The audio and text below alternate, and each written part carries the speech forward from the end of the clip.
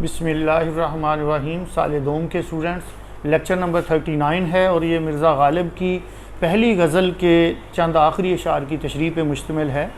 शायर कहता है, इशरते पाराए दिल ज़ख्म तमन्ना खाना, लज्जते रेश जिगर घर के नमकदां होना। इशरते पाराए दिल, दिल के पारे की, दिल के टुकड़े की खुशी। ज़ख्म तमन्ना खाना, मोहब्बत की चोट खाने में है, मोहब्बत के ज़ख्म खाने में है, तमन्नाओं के ज़ख्म खाने में है। लज्जत रेशे जिगर, जिगर के ज़ख्म की लज्जत। गर के नमकदां होना, नमकदान में गिरने में है, नमकदान में गर्क होने में है। इसका मफ़हूम बनेगा कि दिल के टुकड़े की खुशी तमन्नाओं के ज़ख्म खाने में मुज़मिर है और जिगर के ज़ख्म की लज्जत नमकदान में गिरने में है, नमकदान में गर्क होने में है। मिर्ज़ा गालिब ने अपने शेर में उशाक की ज़िंदगी के बारे में और मोहब्बत के सफ़र में मिलने वाली सोबतों, मुश्किलात का तज़किरा किया है। शायर कहता है कि दिल का टुकड़ा जो है, इसकी खुशी जो है वो तो मोहब्बत की चोट खाने में पोशीदा है, वो तमन्नाओं के ज़ख्म खाने में खुशी महसूस करता है। दिल को खुशी हासिल होती है जब मोहब्बत के रास्ते में चलते हुए उसे मुश्किलात का सामना करना पड़ता है, उसे मुसीबतों का सामना करना पड़ता है और तमन्नाओं की चोट उसे लगती है। जैसे कतील शफ़ाई ने कहा था, सुना है उसको मोहब्बत दुआएं देती है, सुना है उसको मोहब्बत दुआएं देती है, जो दिल पे चोट तो खाए मगर गिला ना करे। और इसी तरह से मौलाना अल्ताफ़ हुसैन हादी ने कहा था, एक उम्र चाहिए कि गवारा हो नेशे इश्क, रखी है आज लज्जते ज़ख्मे जिगर कहाँ। तो शायर ने कहा कि मोहब्बत की चोट खाने में ही दिल को खुशी मिलती है और जिगर के ज़ख्म की लज्जत इस बात में मुज़मर है, इस बात में पोशीदा है कि उस पर नमक पाशी की जाए या वो नमकदान में गिर जाए। जिगर का ज़ख्म जो है उस पर नमक पाशी हो तो उसको ज़्यादा लज्जत मिलती है। यानी कारोबार मोहब्बत में, मामलाते मोहब्बत में उस शाख पर जितने जुल्म व सितम होते हैं, जितनी मुसीबतें आती हैं, जितने गहरे ज़ख्म लगते हैं, जितनी चोटें उन्हें पहुँचती हैं, उनकी मोहब्बत जो है वो उतनी पुख्ताकार होती है, उनका इश्क उतना ही सादिक होता है। वो जिस तरह से किसी ने कहा कि ज़ख्म पे ज़ख्म खा के जी, अपने लहू के घूंट पी, आह न कर लबों को सी, इश्क है दिल लगी नहीं। फिर गालिब ने कहा है कि ये इश्क नहीं आसान, बस इतना समझ लीजिए ये काग का दरिया है और डूब के जाना है। तो शायर कहना क्या चाहता है दरअसल कि भाई वो लोग जो ये समझते हैं कि हम मोहब्बत के रास्ते पे चले हैं और हमें मुश्किलात का सामना ना करना पड़े और हमारी झोली में, हमारे दामन में खुशियाँ ही खुशियाँ भर जाएं, ऐसा मुमकिन नहीं है। इस रास्ते में प्यार की राह पे चलने वालों, रास्ता सारा दलदल होगा।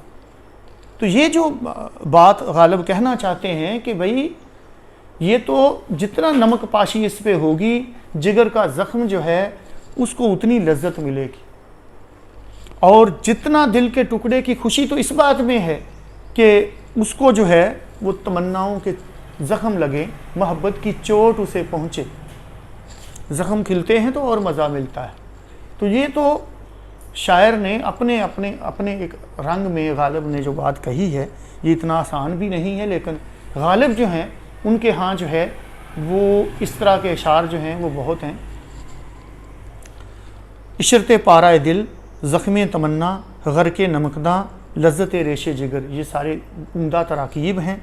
गालिब के ख़ास रंग में है, मानवी और फ़िक्री गहराई रखता है, मानवी वुसअत रखता है, फ़िक्री गहराई रखता है। तो ये फ़नी फ़िक्री जायज़ा था कि मेरे कत्ल के बाद उसने जफ़ा से तौबा, हाय उस जूद पशेमा का पशेमा होना। जूद पशेमा तंज़न ये तरकीब इस्तेमाल गालिब ने की है, बहुत जल्द पशेमान हो जाने वाला। महबूब पर गहरा तंज़ किया है।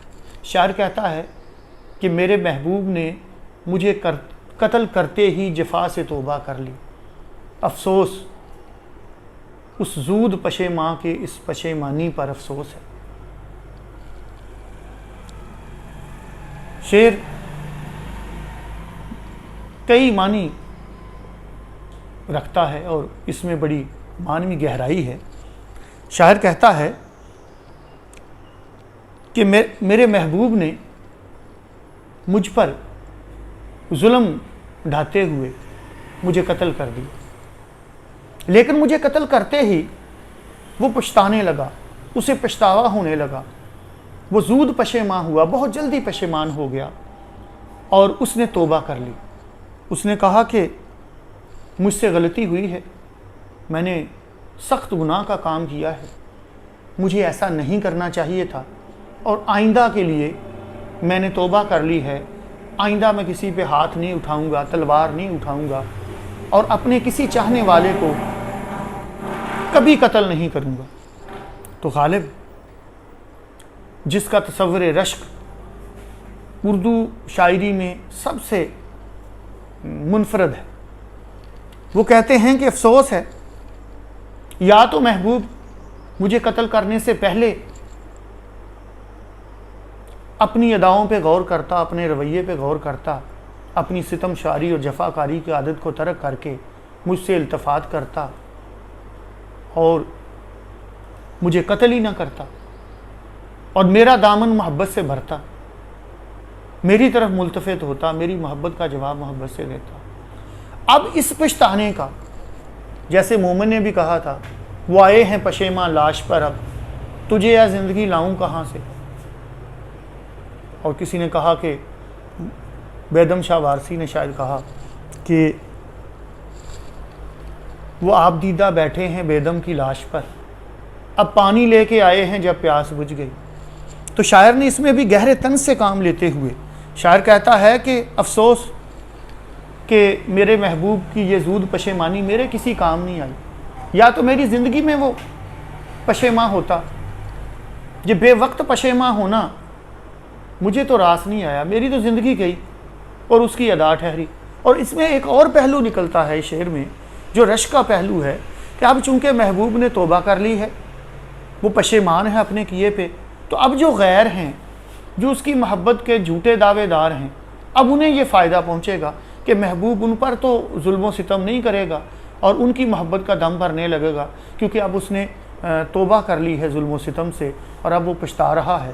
لیکن اس کے پچھتانے کا الٹا مجھے نقصان ہوا ہے، اب مجھے قبر میں بھی چین نہیں آئے گا کہ اب جو میرے قتل کرنے کے بعد اس کا پچھتانا جو ہے وہ غیروں کے کام آئے گا، میرے دشمنوں کے، میرے رقیبوں کے کام آئے گا، اور میرا محبوب جو ہے وہ اب اپنی غلطی کو دہرائے گا نہیں، اور جب وہ ان کی طرف ملتفت ہوگا تو مجھے تو قبر میں بھی چین نہیں آئے گا۔ زود پشیماں عمدہ ترکیب ہے، شعر فکری گہرائی رکھتا ہے، معنوی وسعت کا حامل ہے، غالب کے خاص رنگ میں ہے، اور اس میں طنز کا پہلو نمایاں ہے، اور اس میں رشک کا پہلو بھی موجود ہے۔ اب یہ مقطع ہے، حیف اس چار گرا کپڑے کی قسمت غالب، جس کی قسمت میں ہو عاشق کا گریباں ہونا۔ حیف کلمہ افسوس ہے، افسوس ہے اے غالب، افسوس ہے اس چار گرا کپڑے کی قسمت پر، تو وہ کتنا بدقسمت ہے کہ جو عاشق کا گریبان بنتا ہے اور وہ بار بار عاشق جو ہے وہ اپنے گریبان کو چاک کرتا ہے۔ اس میں ایک اور پہلو بھی نکلتا ہے کہ بھئی وہ چار گرا کپڑا جو عاشق کا گریبان بنتا ہے وہ کتنا بدقسمت ہے، اور وہ چار گرا کپڑا جو محبوب کا گریبان بنتا ہے وہ کتنا خوش قسمت ہے۔ تو یہ اس میں کوئی بہت بڑی بات شاعر نے نہیں کی، ویسے بھی مقطع ہے جو تشریح میں نہیں آئے گا۔ تو آج کا لیکچر جو غالب کی پہلی غزل کے چند آخری اشعار پہ مشتمل تھا، تمام ہوا۔